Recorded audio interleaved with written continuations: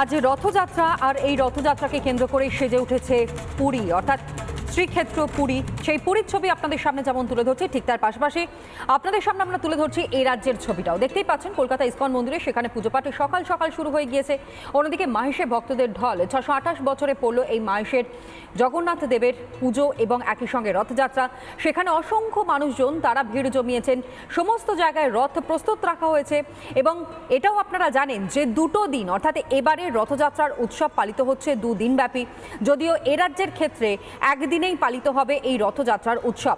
উৎসবে মেতে উঠেছে মায়াপুর। মায়াপুরের ছবিটাও যেমন দেখাচ্ছে, ঠিক একই সঙ্গে অন্যান্য জায়গার ছবি, অর্থাৎ এই মুহূর্তে আপনারা দেখতে পাচ্ছেন বালিগঞ্জে, সেখানেও রথের রশিতে টান, যে ছবি দেখাচ্ছি আপনাদেরকে। একদিকে প্রভু জগন্নাথ দেব, বলভদ্র এবং সুভদ্রার মাসির বাড়ি বেড়াতে যাওয়ার উৎসব প্রতি বছর আষাঢ় মাসের শুক্লপক্ষের দ্বিতীয়া তিথিতেই এই জগন্নাথ দেবের রথযাত্রা আয়োজিত হয়ে থাকে। পুরীসহ গোটা ভারতবর্ষে তথা মহা সমারোহে পালিত হয় এই উৎসব। প্রতি বছরই এই রথযাত্রা দেখতে সারা পৃথিবী থেকে অসংখ্য ভক্তরা তারা ভিড় জমাতে থাকেন, যে কারণে নিরাপত্তা ব্যবস্থা যথেষ্ট আঁটোসাঁটো করা হয়েছে। দেখতেই পাচ্ছেন পুরীর জগন্নাথ দেবের মন্দিরের একেবারে সামনে, যেখানে থেকে মানুষের ভিড়, অসংখ্য পুলিশ বাহিনী এই মুহূর্তে সেখানে মোতায়েন করা হয়েছে। সেবায়তরা যেমন রয়েছেন, ঠিক একই সঙ্গে ভক্তরা তারাও বিভিন্ন জায়গা থেকে ইতিমধ্যে সেখানে ভিড় জমাতে শুরু করেছেন। ড্রোন দিয়ে নজরদারি যেমন চলছে, ঠিক একই রকমভাবে সশস্ত্র বাহিনী তারাও কিন্তু এই মুহূর্তে নজরদারিতে রয়েছেন, উপস্থিত কর্তব্যরত অবস্থাতে। পাশাপাশি বহু মানুষের যে ঢল নেমেছে ইতিমধ্যেই শ্রীক্ষেত্র এই পুরীতে, সেই ছবিটাও আপনাদের সামনে তুলে ধরছে।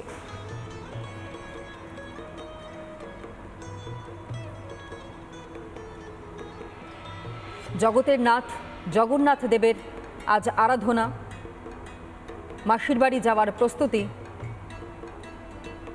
স্নান যাত্রার পর জ্বর এবং তারপর সুস্থ হয়ে মাসির বাড়িতে তার বেড়াতে যাওয়া।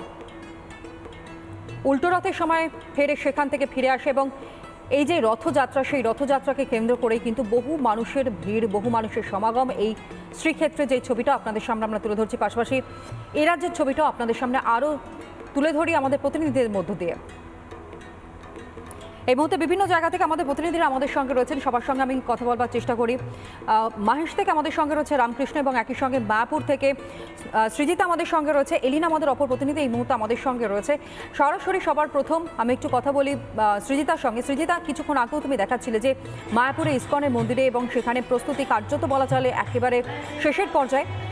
রথের রশিতে টান পড়াটা শুধু সময়ের অপেক্ষা, সময় নির্ঘণ্ট মেনে কখন প্রথম এই রথের চাকা গড়াচ্ছে সেখানে।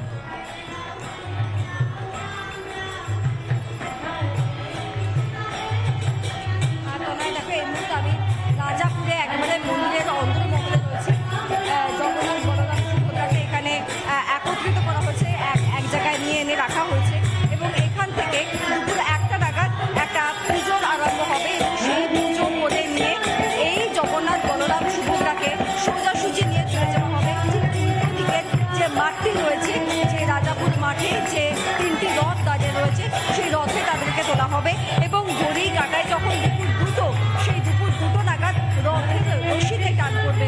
তবে তার আগে যে গুরুগানে মজেছেন, ভজনে মজেছেন গোটা এলাকাবাসী, এখানে প্রচুর মহারাজরা রয়েছেন, গ্রামের মানুষ রয়েছে এবং কার্যতই তারা এখন জগন্নাথ নামে মজে এবং সেই ছবিটা মেহরাজ আলী আমাদের সামনে এখন তুলে ধরছে।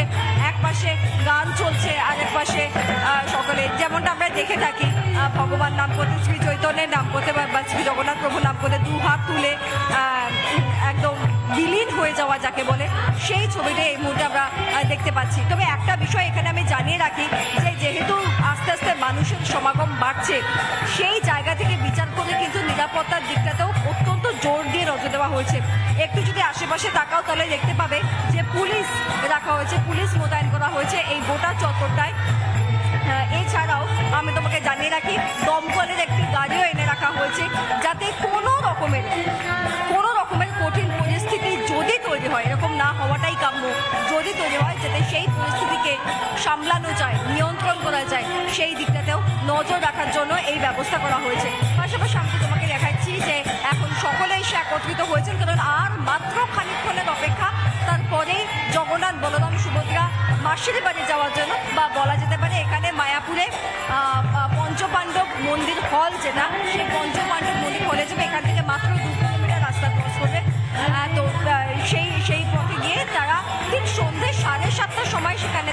তবে এখান থেকে মাত্র 2 কিলোমিটার রাস্তা। 2টোর সময় যাত্রা শুরু হবে এবং সন্ধ্যে 7:30টার সময় পঞ্চপাণ্ডব মন্দির হলে গিয়ে পৌঁছাবে এই রথ এবং আগামী 7 দিন সেখানেই থাকবে। তবে তার পাশাপাশি আরও একবার তোমাদেরকে মানুষের আবেগটাকে আরও একবার তোমাদের সকলের সামনে তুলে ধরছি, যে সত্যি হয়তো এই মুহূর্তে আবেগে ভেসে যাওয়ার সময় সেই ছবিটা আরও একবার তোমাদের সামনে তুলে ধরছি। তনয়া, একদমই তাই। অর্থাৎ এই মায়াপুরে যেমনটা আমরা জানতে পারলাম সৃজিতার মধ্য দিয়ে, যে রথের রশিতে টান পড়ছে ঠিক দুপুর 2টোর সময়। অন্যদিকে রামকৃষ্ণ আমাদের সঙ্গে রয়েছে মাহেশ থেকে। রামকৃষ্ণ, 628টা বছর ধরে একই রকমভাবে পালিত হয়ে আসছে এখানে এই রথযাত্রার উৎসব। এবারে কি অন্য রকমের কোনো বিষয়বস্তু সেখানে সামনে আসছে, নাকি প্রথা মেনে একই রকমভাবেই রথযাত্রার উৎসব পালিত হচ্ছে এবারও মাহেশে?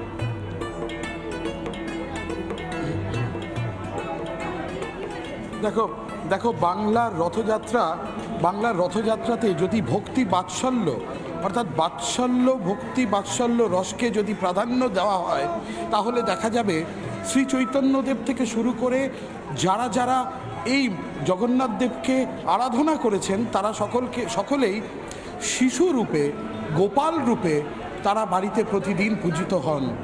এবং আজকের দিনে দাঁড়িয়ে এই মাহেশেও আমরা গোপাল হাতে, গোপালদের ছোট ছোট গোপালকে নিয়ে তারা এসেছেন, ভক্তরা এসেছেন, তারা এখানে পুজো দিচ্ছেন। ভক্তদের হাতে গোপাল আর জগন্নাথ দেবের সামনে আসছেন। অর্থাৎ যে জগন্নাথ দেব যে আমাদের ভক্তি রসের, বাৎসল্য রসে অন্যভাবে তারা মিশিয়ে দিয়েছেন, এটাই বোধহয় বাংলার রথযাত্রার একটা প্রকৃতি। আর সেই বাংলার যে প্রকৃতি তাই মেনে একটি ঘটনার কথা উল্লেখ করতে হয়। মহাপ্রভু তিনি যখন জগন্নাথ দেবের কাছে শ্রীক্ষেত্র থেকে ফিরে আসছেন, তখন নিত্যানন্দ প্রভুকে বললেন যে তুমি ফিরে যাও তোমার নিজ গৃহে, সেখানে তুমি সংসার প্রতিপালন করো। আজও তাই এই মাহেশের ঠিক উল্টো দিকেই রয়েছে খড়দহতে আজও নিত্যানন্দ প্রভুর সেই শ্রীক্ষেত্র রয়েছে, যা শ্রীপাঠ নামে পরিচিত। এই গঙ্গা, এই যে হুগলি নদী, এই গঙ্গা নদী, এর দুপাশে মাহেশ এবং উল্টো দিকে শ্রীপাঠ। সেখানেও যে মন্দির তৈরি করলেন নিত্যানন্দ প্রভু, সেখানেও শ্রী চৈতন্য গেলেন এবং সেখানে শ্রী চৈতন্য নিত্যানন্দ প্রভুর বাড়িতে তুমি আমাদের সঙ্গে থাকো রামকৃষ্ণ, সন্তান রূপেই